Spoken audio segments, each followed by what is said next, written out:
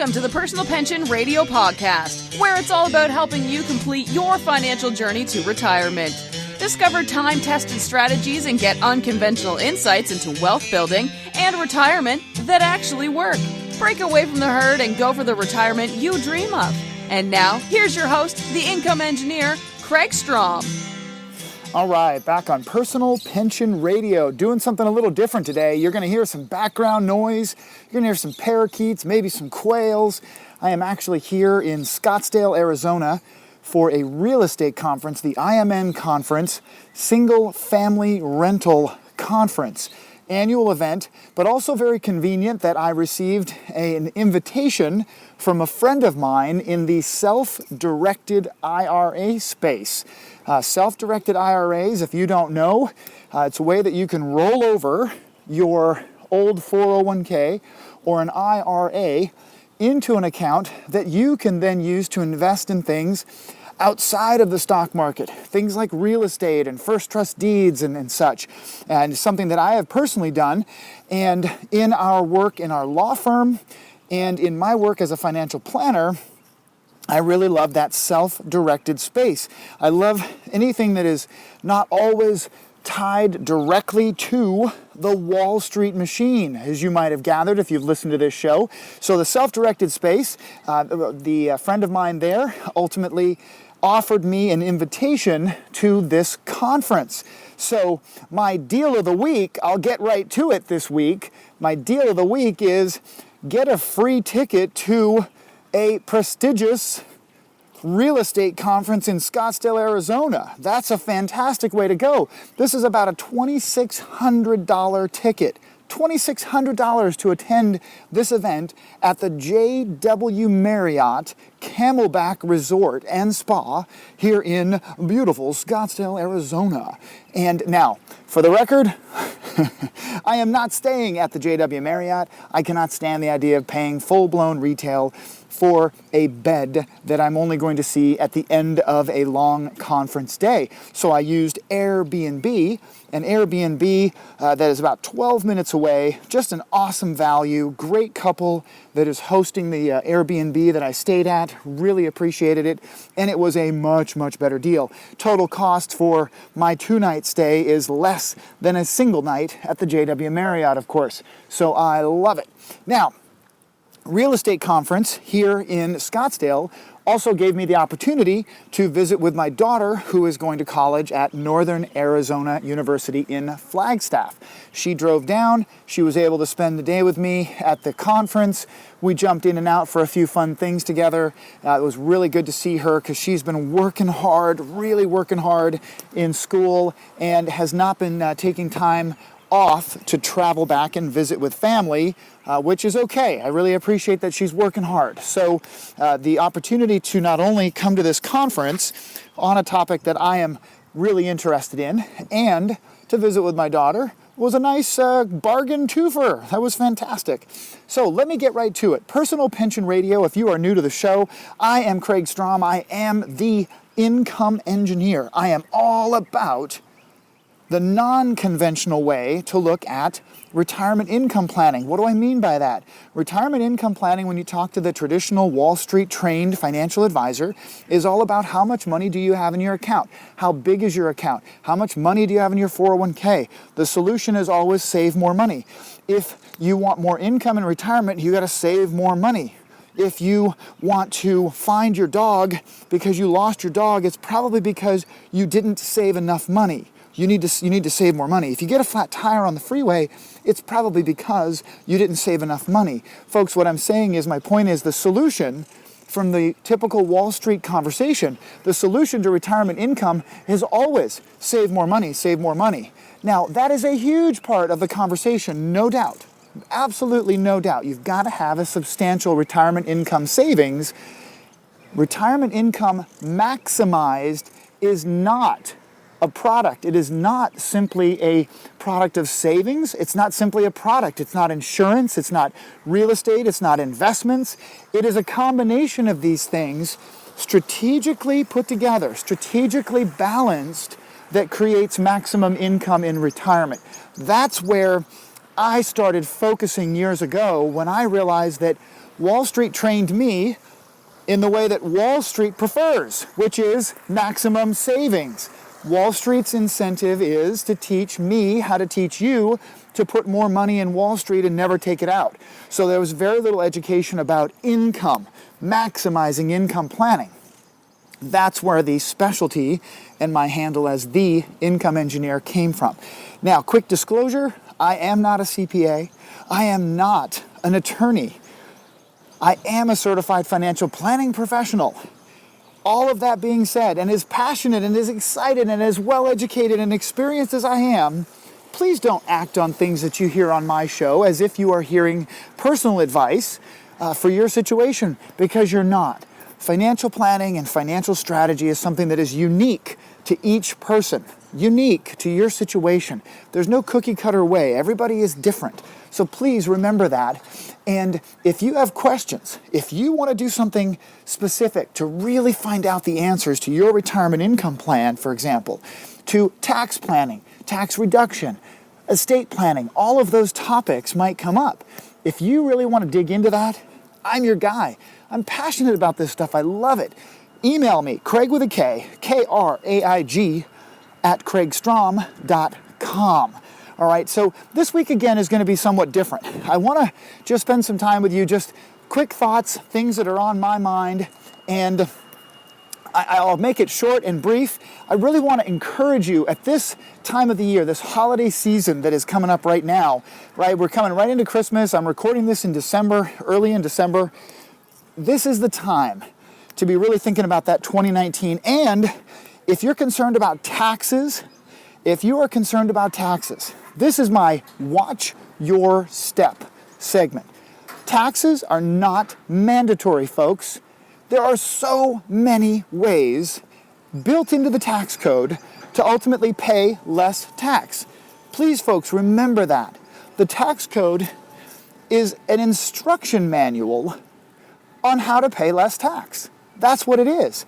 I share this in the Watch Your Step segment because while I was at this real estate conference, I had the opportunity to meet in person someone that I've listened to for years. I was able to meet Tom Wheelwright. Tom Wheelwright, he is a CPA, but he's been doing a great podcast and just great information about tax planning.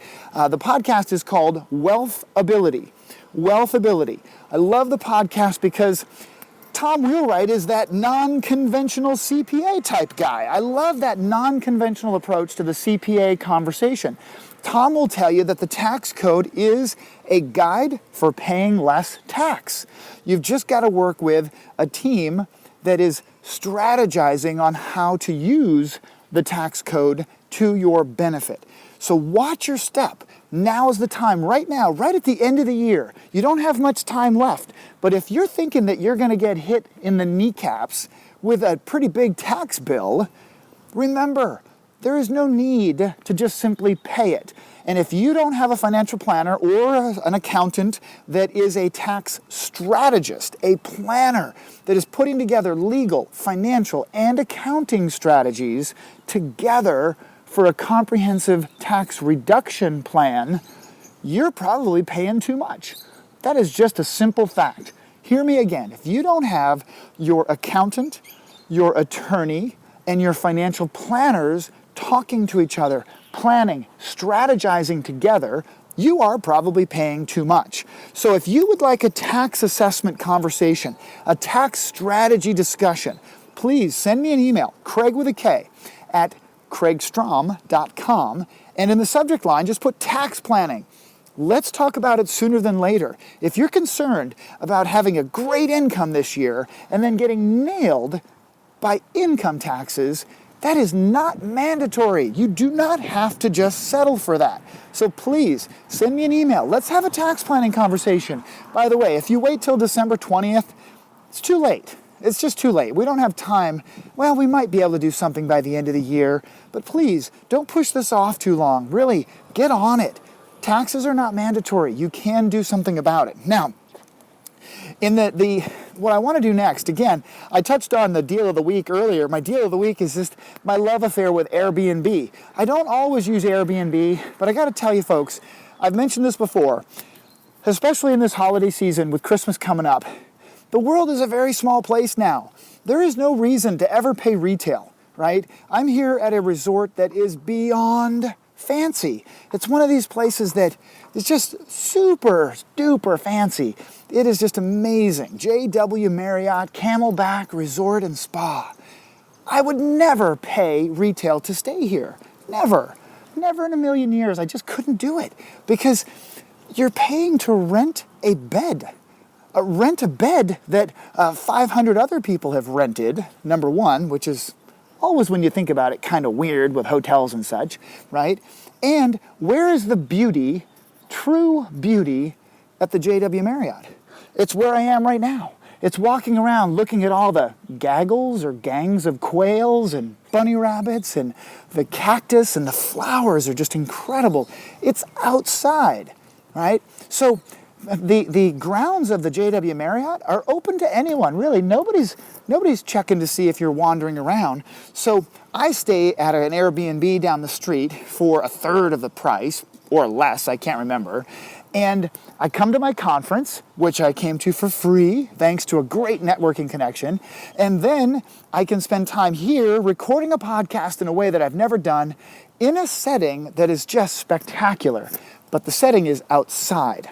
So please, as you're going into your Christmas shopping and Hanukkah shopping and such and so on and so forth, please remember, right there in your hand, with your iPhone or your iPad or your Surface tablet or whatever it is you're using, the world does not have to be retail. You don't have to just simply pay retail. Do some research, find a deal. It's so much fun for me personally to shop for it and just to find out how basic I can make things and still truly enjoy myself. So that was just a little fallback on the beginning of the show here today and my deal of the week. Now, what I do want to get to is, I want to get to this question in segment 2, because today's going to be a short podcast, because I got to get back to the conference. There's a lot of great people to meet and chat with and talk to, but it is appropriate that segment 2 is really a listener question and a client question related to real estate, because I'm at a real estate conference, right? So the question that I had received from someone recently, and forgive me because I don't have my notes up in front of me, I'm trying to remember. I think it was Jason actually sent this in, Jason in Ohio. Hello, Ohio. I do remember that. Jason in Ohio, thank you so much for this question. Podcast listener for a long time. Really appreciate the question. And it was regarding financing and a little controversial take that I have with Dave Ramsey. Dave Ramsey, the godfather of, financial entertainers on his podcast and radio show. Dave Ramsey's an amazing guy when it comes to the empire that he has built. But remember, Dave Ramsey is a financial entertainer. Meaning that if you listen to Dave, he's been very open with the fact that he doesn't have any licensing as a financial advisor or financial planner. As a matter of fact, he'll actually say publicly that he's given up all of his licensing except for his real estate license because he doesn't want to deal with any regulators, any government regulators telling him what to say. Well, that's all well and good, but truly, you can't take advice for your financial world and your financial situation.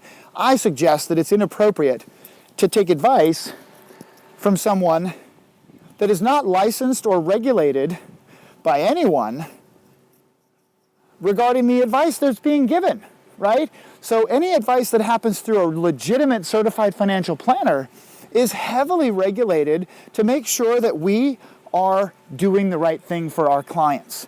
And Dave is an entertainer, so he gets to pick and choose who he talks to, when he talks to, and the advice sometimes that is given is, to say the least, incomplete.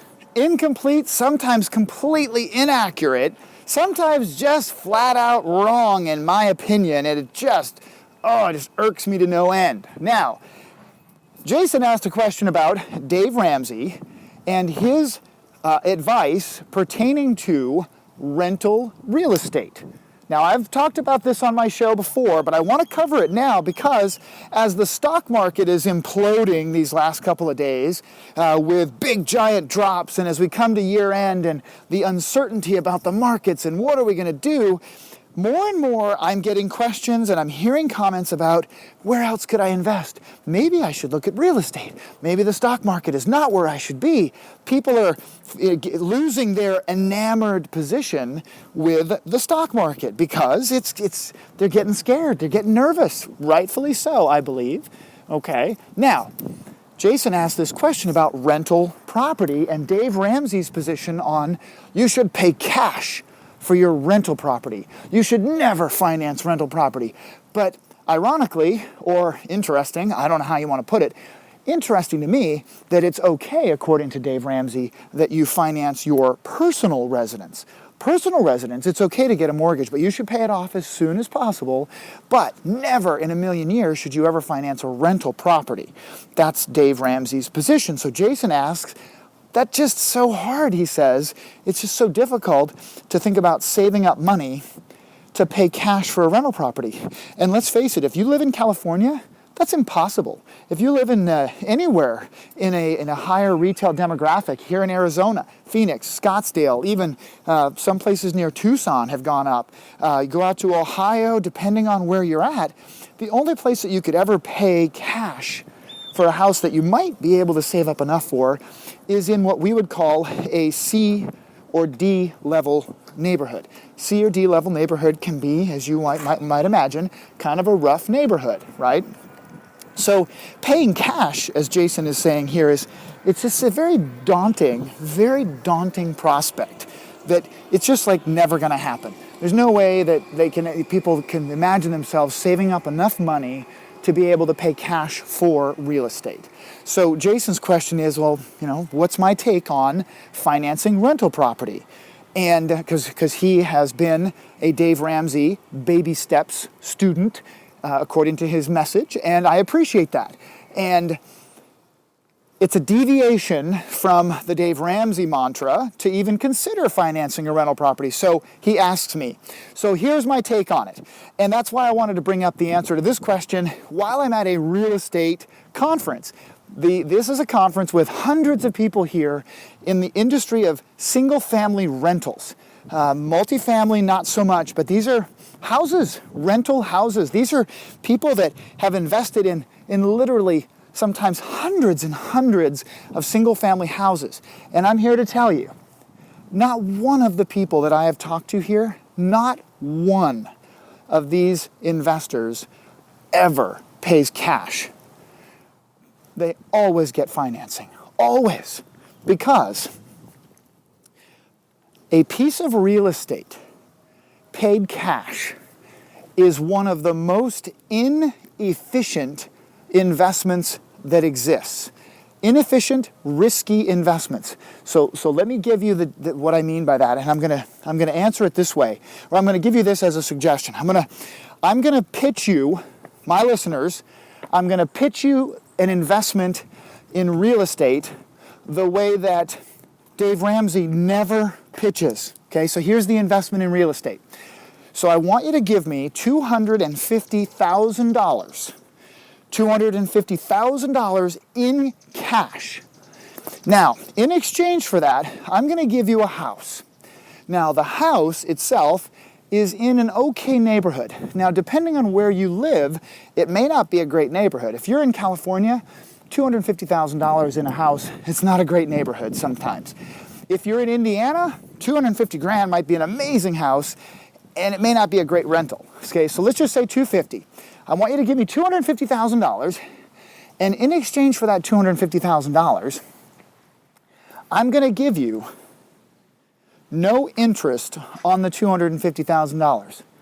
I'm going to give you no income on the $250,000. People say, whoa, wait a minute, I'm going to get rent. Whoa, wait a minute, I'm going to get, my money's going to go up in value. That's the mistake that people make. The real estate itself goes up in value. The real estate itself earns a monthly rental income. The cash sitting inside the walls of the house earns zero.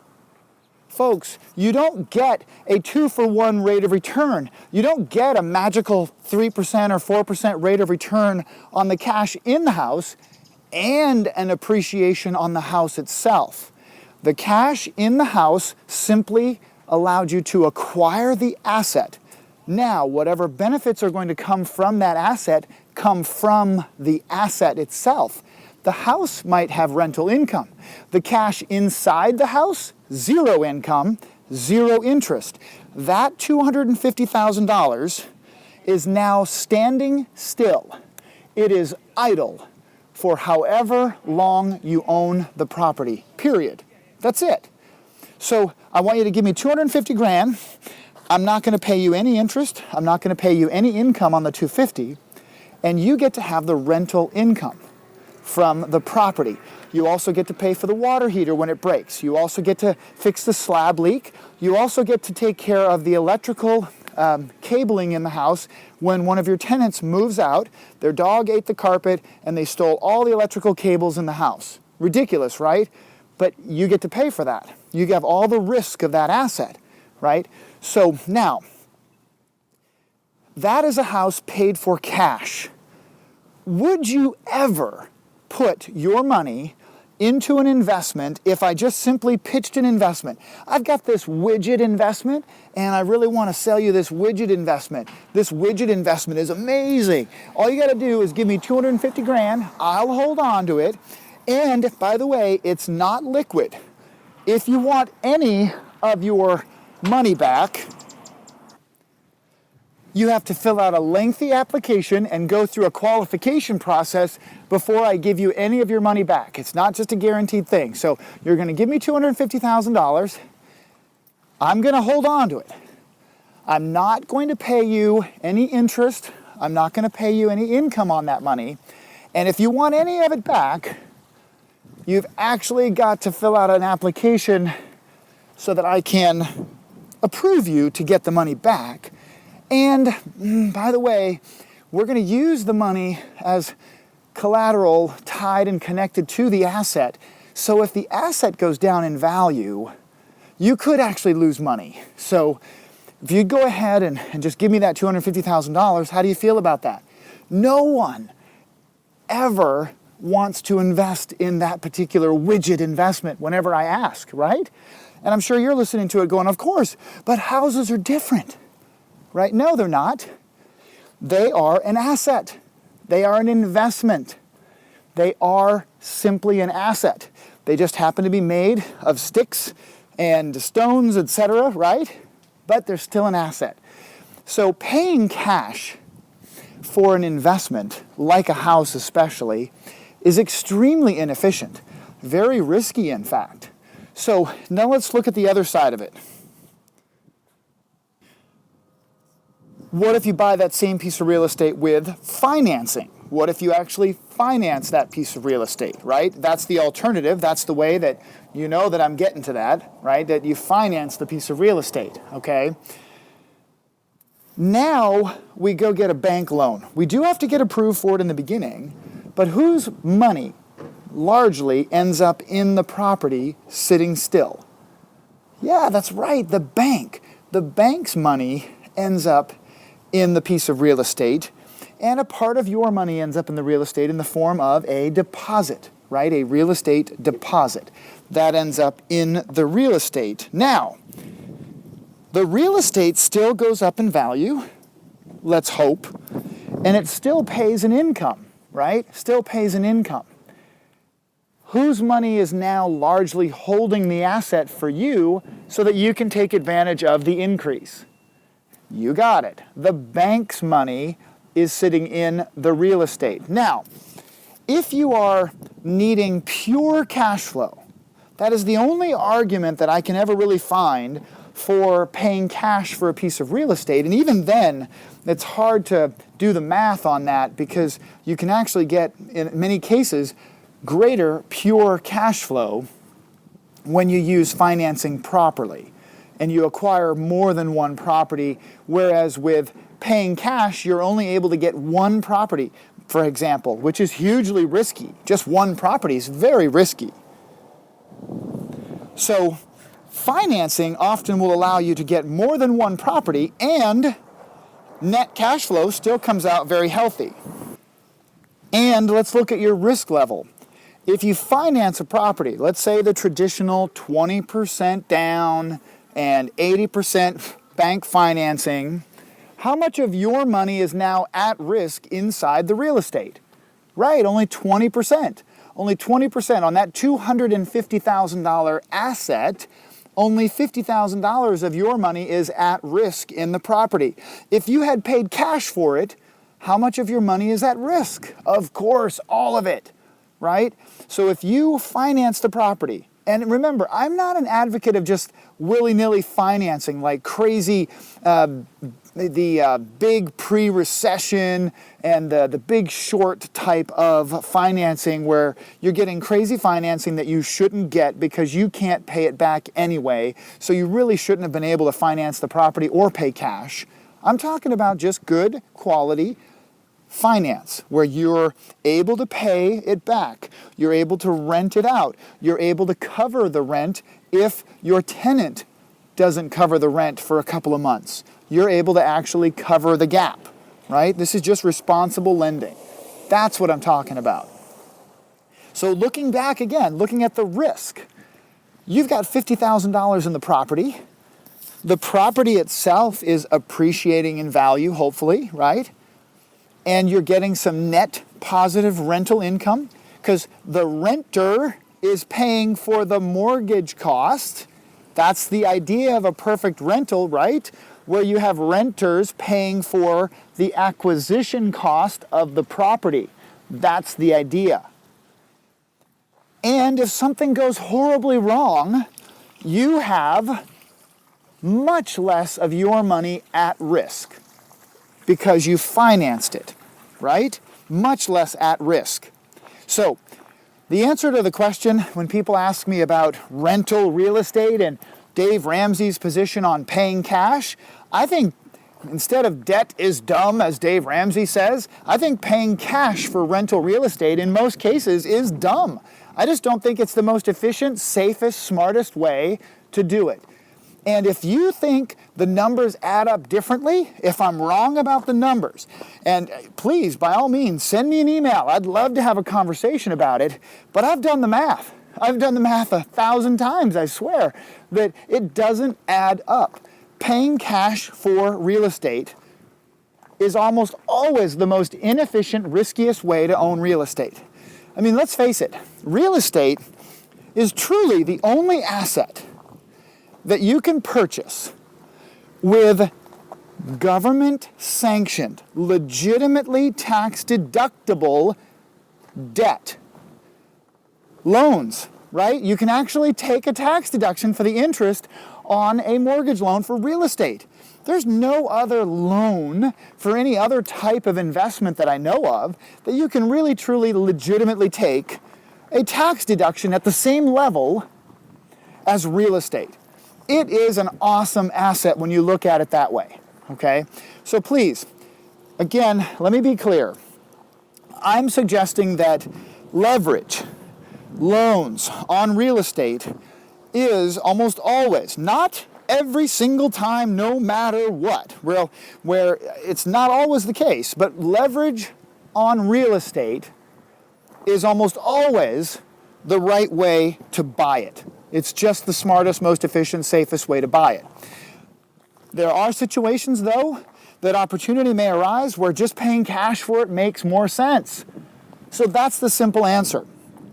Financing is a phenomenal way to boost, significantly increase the overall rate of return on real estate.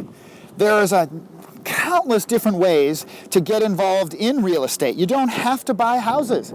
I have purchased first trust deeds. I'm not sure that I actually want to buy any more real estate. Every time I shop for real estate and I think about real estate, I think, real estate by itself is very risky.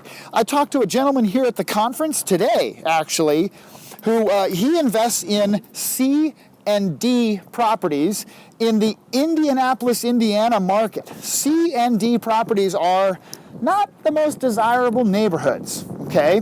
And one of the issues that he has that they have to budget into their planning is they budget in bulk water heater purchases.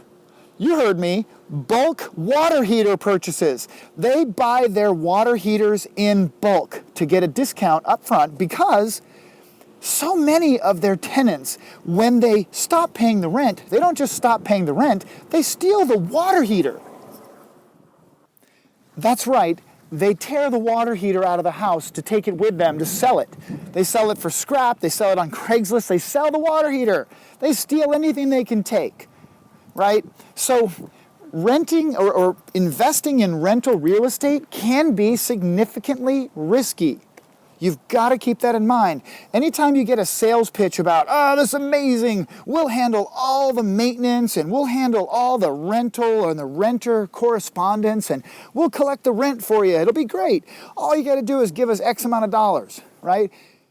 Yes, rental property is a great investment in general. In general, not always for everyone, but paying cash for rental real estate, you're putting all your money in. The bank, for example, has no money in the deal. You're the only one on the hook.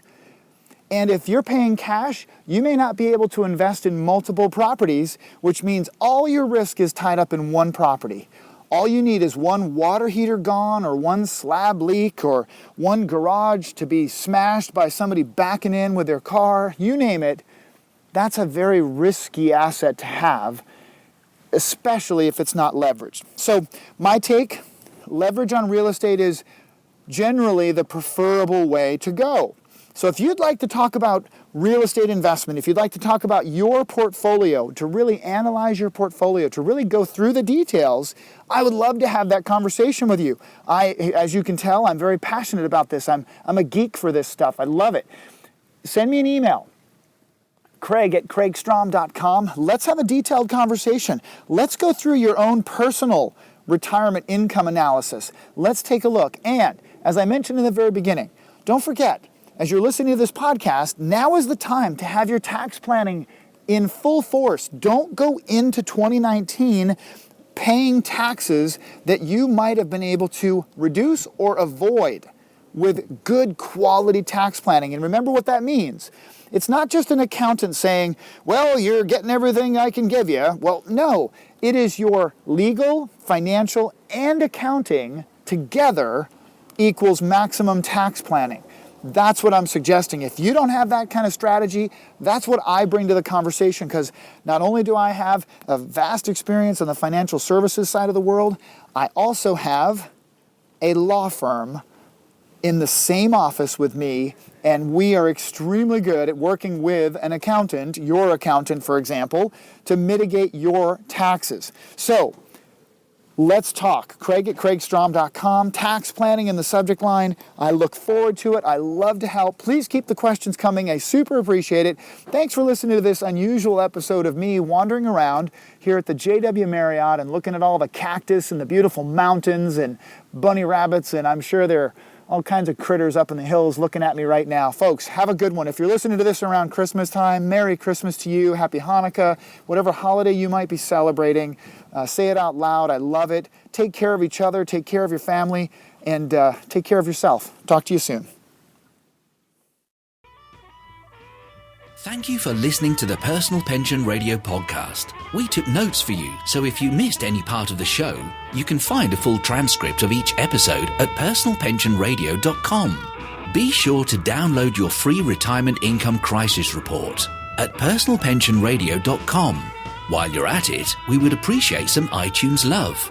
Please leave us a fantastic rating on iTunes by going to personalpensionradio.com/iTunes. Thanks again for listening. Now for the disclosure. Information presented is for educational purposes only and is not intended for solicitation, sale or purchase of any security or financial product. Be sure to first consult with a qualified financial advisor and your tax professional before implementing any strategy discussed here. The term personal pension refers to a marketing name designed to educate future retirees and retirees about the economic principles behind creating their own pension-like income. The term personal pension is not intended to be confused with a defined benefit pension plan offered by an employer or by a government entity.